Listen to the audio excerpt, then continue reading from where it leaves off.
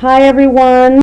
Hi and welcome to another School of 5D Great Awakening session. I'm trying to get my lighting somehow, something.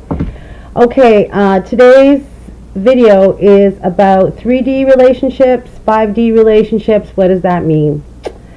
Well, I have so much to say on this subject, and part of the reason is I began rather early having relationships. I have been married several times. I've been in several relationships. Right now I'm single.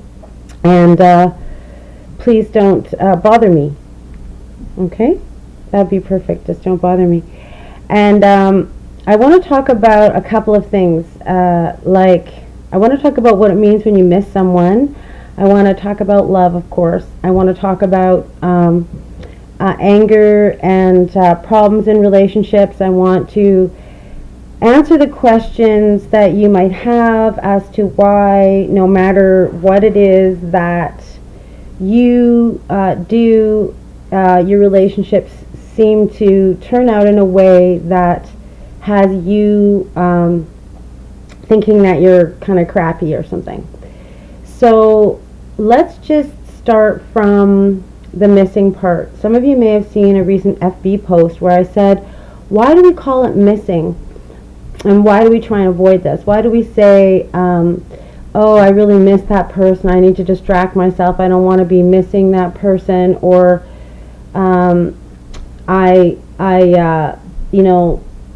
this is when you've made a connection and someone is actually there with you. You're not missing them. They're there.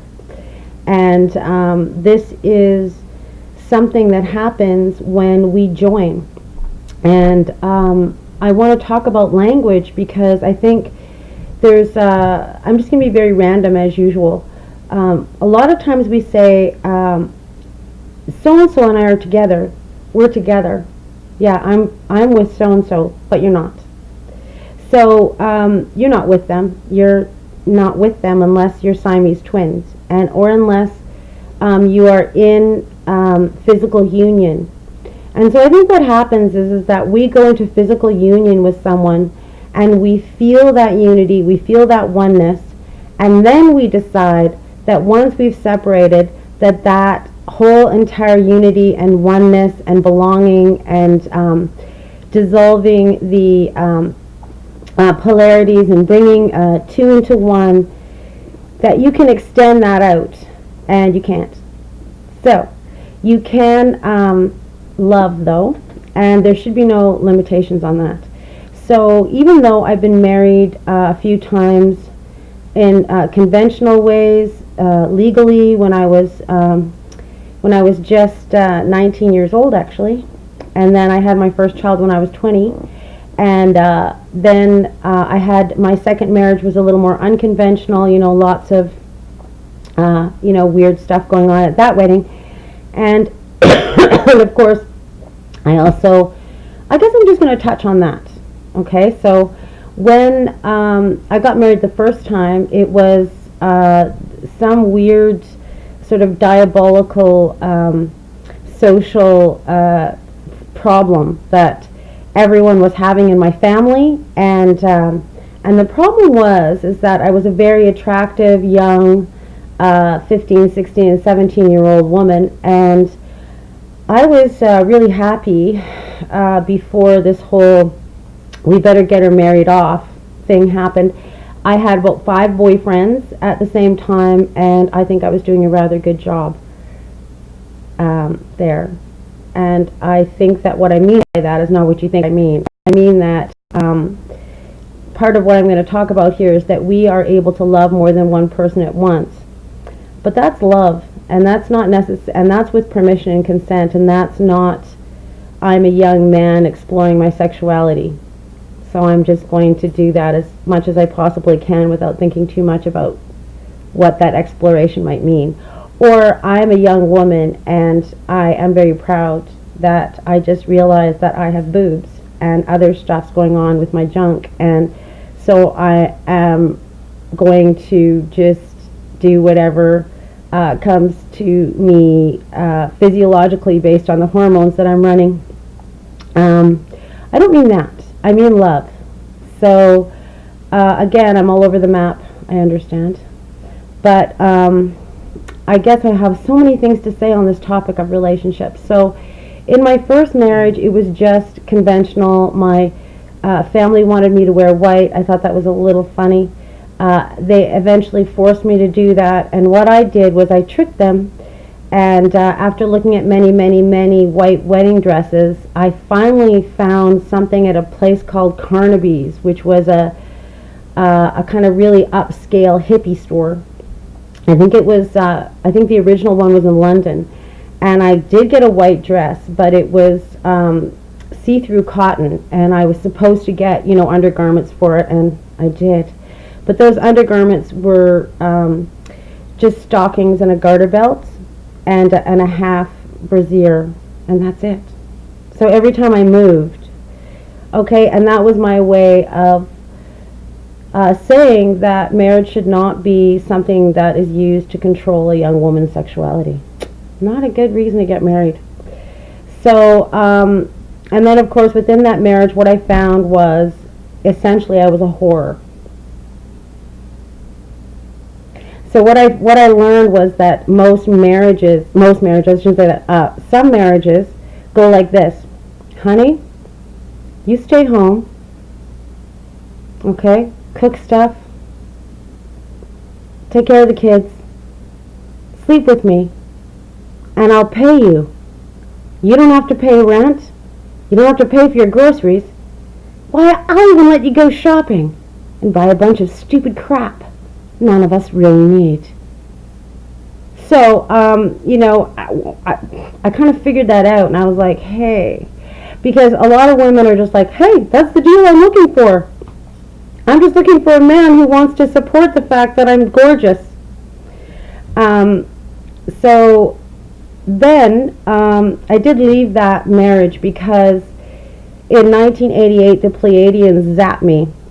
And I woke up from my beautiful dream in this beautiful co-op in Kitsilano where I planned shopping trips for the weekend and drove around in my Honda Civic station wagon. And even though I'm a musician and I could have been teaching my kids, I drove my kids to take their Orff and Suzuki music lessons at the Music Academy.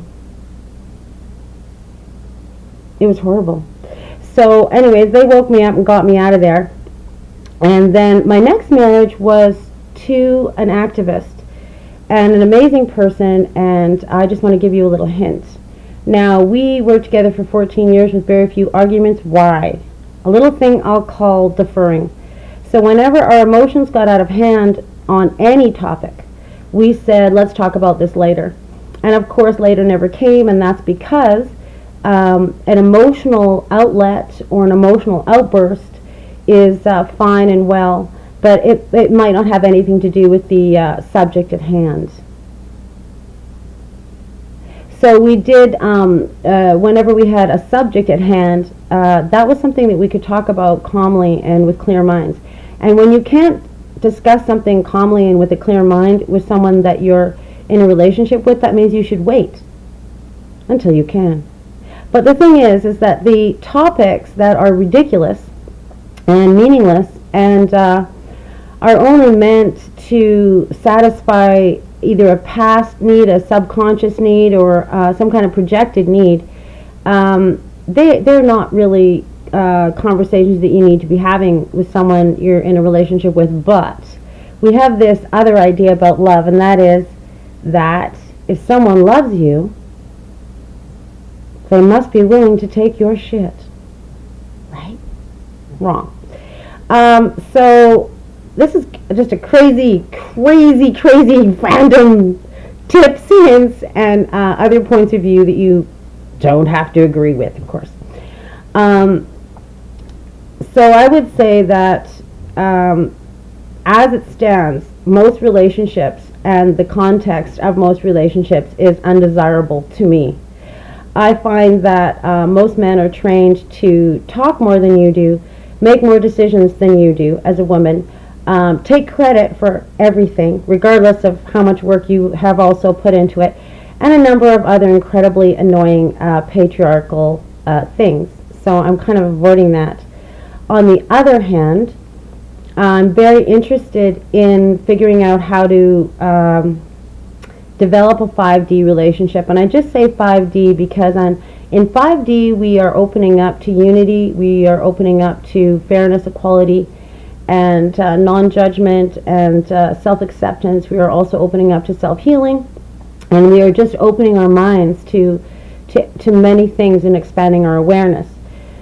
So I think that each person has their own individual ideas about love, relationships, and how they ought to go. And I think that as long as each person is self-guided entirely and then goes about getting consent entirely, things should be just fine. And I don't think there should be any parameters, of course, or any limits on how you conduct yourself or what kind of relationships that you do have, although I do have some cautions that go along with the natural course of events. Now, there's a little something that happens a lot, and it's called, he's not calling me, how come he slept with me, and he's not paying attention to me, he doesn't seem to really notice we even slept together, I personally can't get the idiot off my mind. What is that? Okay, I'll tell you what that is.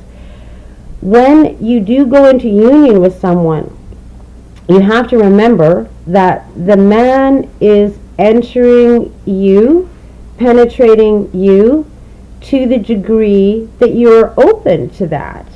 And that man has energetic access to your root chakra, and depending on how open you are, all of your chakras, all the way up to your head, which is where the expression, he fucked my brains out, came from.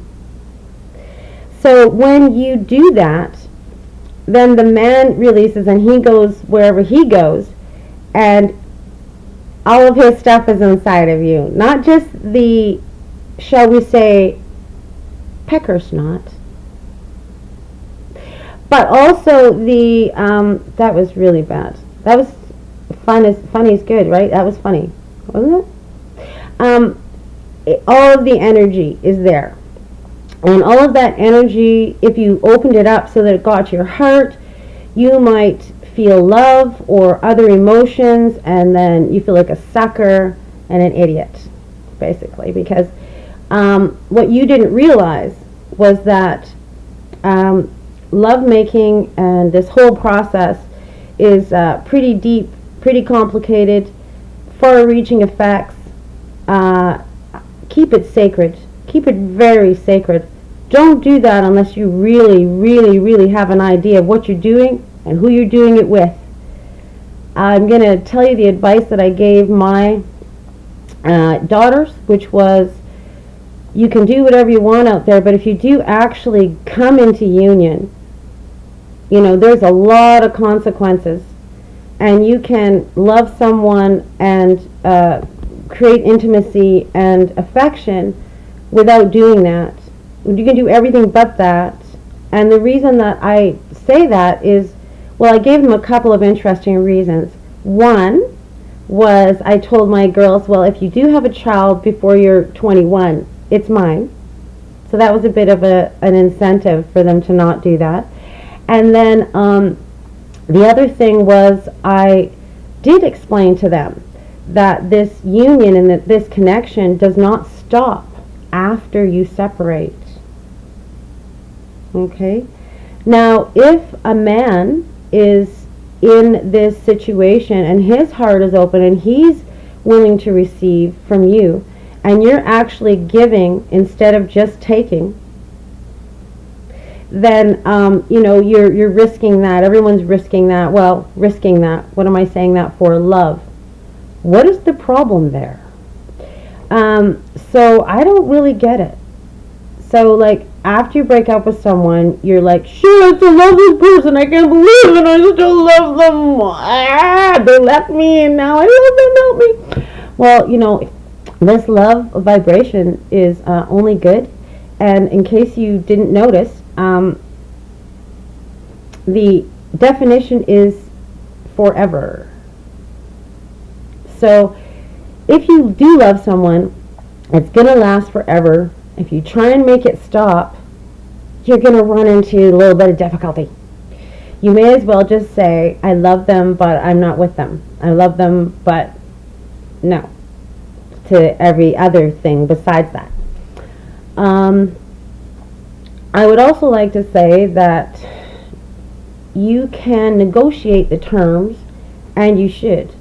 And you should never let anybody tell you what's right or what's wrong.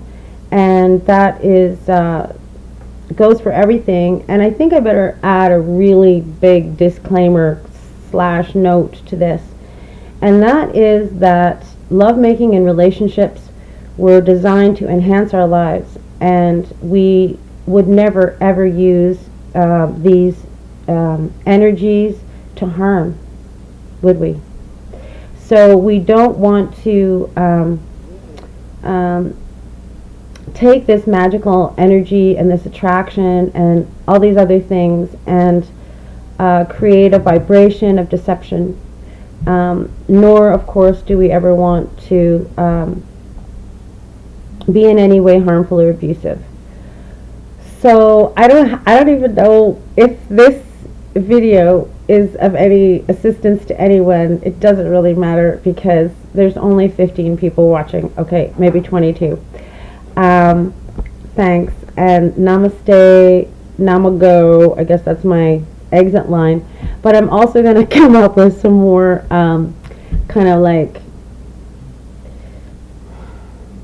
I don't think it really matters. I think I'll just come up with whatever I damn well feel like coming up with. Okay?